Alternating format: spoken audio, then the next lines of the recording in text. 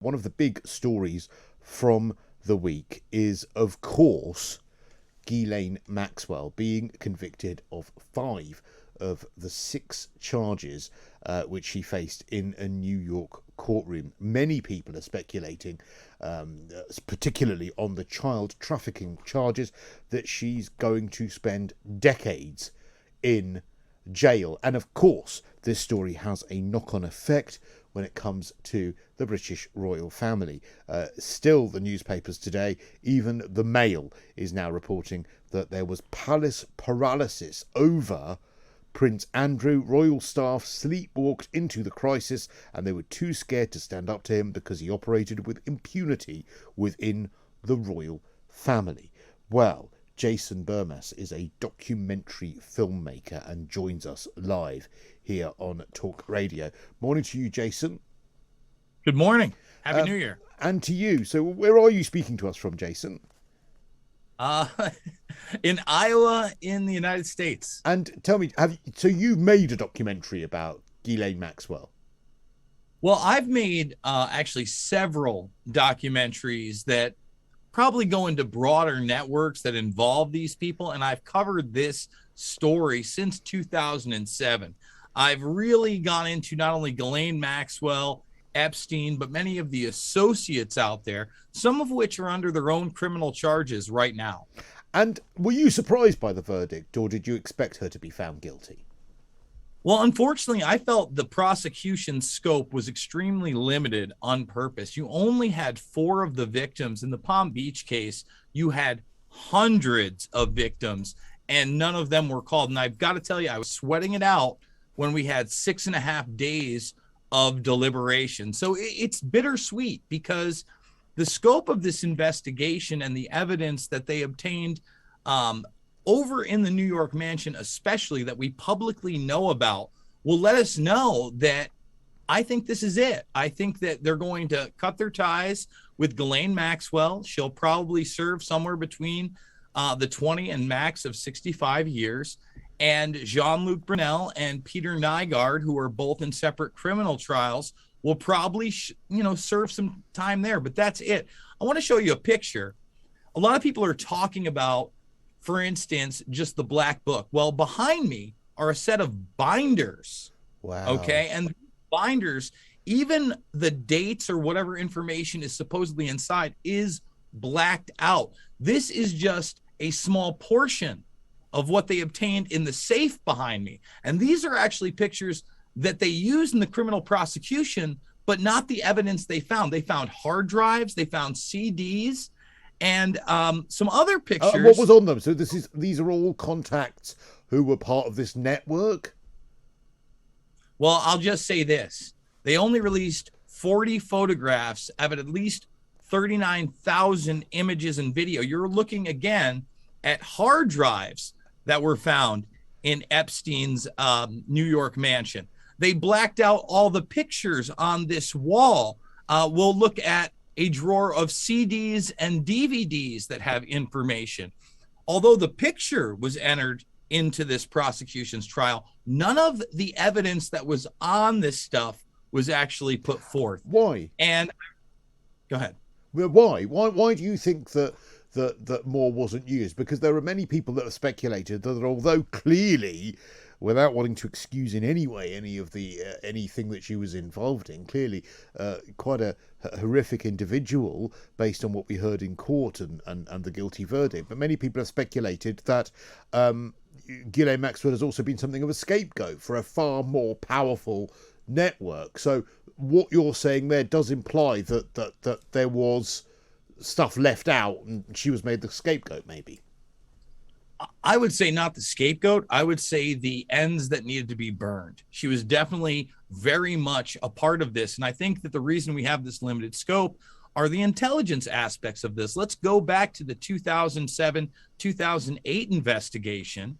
We had journalists that came out with Alex Acosta, who was Trump's labor secretary at the time, cutting that sweetheart deal we all know Epstein got that included the non-prosecution of other individuals who have still not been named. There were multiple, so some of them have to be not Ghislaine Maxwell.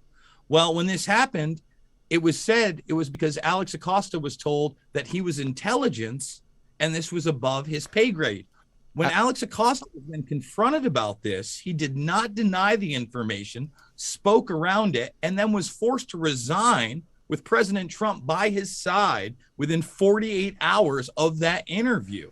That's just a small speck of the evidence that Epstein and Maxwell were with intelligence. For instance, along with that same journalist, she said that Adnan Khashoggi had been the Epstein associate. Well, Adnan Khashoggi was a massive arms dealer, also intertwined with the Iran-Contra scandal. Well, I mean, that brings us nicely to Prince Andrew, and let's remind ourselves, of course, I mean, you've pointed out the circumstantial, the coincidence there, but Prince Andrew himself denies, of course, any impropriety whatsoever, and claims that it was sort of a lack of judgment being friends with Epstein. But of course, Prince Andrew's legal team have tried to use that exoneration of some of the other names as a way of getting the case thrown out. They've also, I think in the next few days, the judge will rule as well on whether Virginia Roberts Giuffre, as she is now,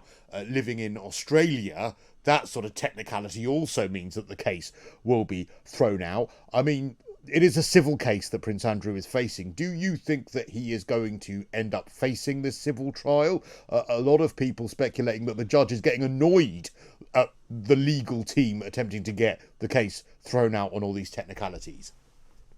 I certainly hope at least the civil trial comes out. Earlier today when I was on talk radio here in the States, it's today for me, yesterday for you guys, there was speculation of criminal charges. I don't think that Prince Andrew is ever going to face criminal charges. Virginia Giuffre Roberts and her testimony and her evidence was not even entered into the Ghislaine Maxwell trial. As I said before, it was only 4 people. And even more alarming about that, to kind of show you the limited scope and that I don't think Andrew will face criminal charges, we got to hold out hope, right, for these civil charges, because Giuffre Roberts has been proven right and right again. For instance, you know, the BBC got a lot of flack for Alan Dershowitz coming on your network and talking about these cases. Well, it was Roberts that's accused him, and Dershowitz, Leslie Wexner, and other have recently in November given their testimony denying their association with him. But it was Annie Farmer, Annie Farmer's sister, Maria Farmer, who went to the FBI in 1996, okay, and the NYPD. And we didn't learn about that till 2017. And she said, you know, she was the door girl at Epstein's mansion, where she was taken into a room and shown that there were individuals manning booths that were taping all the other rooms in the house. This is a mansion that was given to Epstein by Wexner. And she said Dershowitz was there in the late 90s. Now, according to Dershowitz's story, he didn't know Epstein till much later than that. So again, this limited scope investigation is alarming. I can only hope that through at least civil judgments, we can bring more of this truth out. As you know, the judge has ruled a lot of that information unsealed in the past week, which I think is a positive thing.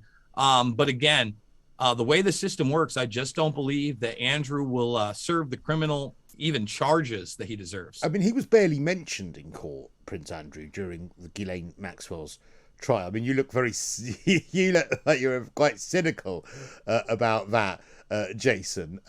Why do you think he was barely mentioned? But secondly, you were just talking about those dossiers, those folders, those binders full of evidence. A lot of people speculating now that to try and reduce her sentence, Ghislaine Maxwell will start naming names. Why do you think he wasn't mentioned? Do you think there's a chance that he or others could now be mentioned by Ghislaine Maxwell? I think that any deals have been cut behind closed doors, unfortunately. I don't think that Ghislaine Maxwell is going to be able to really roll over on anybody, unfortunately. And I think that the Duke can probably sleep pretty well at night. And this is bad, right? You look at just what happened with Jeffrey Epstein himself. Let's look at that. Even when he was convicted in 2007, 2008, in that investigation, when he served that time, he was leaving the prison almost every day. And we didn't find all this information out that he was also being visited by young women who knows what their ages were, at private establishments while he was leaving the prison. How did this happen? There's also documentation out there that he worked with the FBI during that investigation. He was in the media bragging in the 90s before all this came out that he was a CIA agent. Okay. There's plenty of information out there about Ghislaine Maxwell's father, Robert Maxwell, who in the early 90s was outed as a British and Israeli intelligence asset by Seymour Hersh. It was called Mirrorgate, and Maxwell actually sued Hersh for that. Now, this happened, I believe, in 1991. About a year later, Maxwell is dead. He fell off his boat, the Lady Ghislaine, that he had named after his favorite daughter. And 2 years later, they had to apologize to Hersh because they lost the civil suit against him because he had proven the information. But I just want to reflect on that interview with Jason, because as the Mail has been reporting, apparently the palace sort of knew at the time that Andrew had this ridiculous friendship that was way misjudged, but because of his temperament and because of his, some would say, arrogance, no one felt that they could say to him, "What the hell are you doing?" Well, I'm not surprised, really, because, well, there has been complete silence. Andrew, it seems untouchable. I think I'm with Jason there that I don't think anything's going to come of this. I think he'll get away with it. Even though he has no evidence over the sweating stuff. He has no alibi that has any witnesses. Express in Woking. No witnesses he can put forward. He has absolutely no legs to stand on in this, but he claims he's going the photo to get... is doctored. He's going to get away with it, I think. Well, look, again, let's remind ourselves that he denies any impropriety, and I think it's important that we do remember... Well, that is true, yes. And I actually do think it's genuinely important that we remember that, firstly, there are inconsistencies in her story, and that's a reasonable thing to assert, and many people have speculated as to that was why she wasn't called in the Ghislaine Maxwell trial. Many people have said, well, that's quite usual for people who've been through traumatic experiences as well, but it is a point worth noting. Secondly, he is a man who is innocent until any proof of guilt has gone through due process. You would have thought by now, if you were an honourable man, you would put forward evidence, put forward witnesses and testify at this stage. Well, maybe that could still be something that he may well do. Where I agree with you, and where I agree with your expression, get away with it, is that I don't believe whatever comes of the civil case, I don't believe he will ever face any kind of criminal charges whatsoever. And he may well be completely not guilty. He is not guilty until he is proven of any kind of guilt, but I don't believe that you will ever see the son of a reigning monarch, or even the brother of a reigning monarch, when it ends up being Charles, ending up facing any kind of criminal charges. I wonder what conversations have been had in the palace. I wonder what the Queen has said to Prince Andrew. Is he that man in the family, that son who no one can get through to, no one can reproach, no one can tell off? Well, he just seems to be her favourite. Has the Queen protected him? Well, she's the one footing the bill for all of this as well. So, I mean, doesn't look good, does it, for the monarchy? But yes, he's never going to come back. I don't suppose he'll do another interview. Although, knowing him, he's probably such a narcissist that he might well end up doing another tell-all. That was just unbelievable.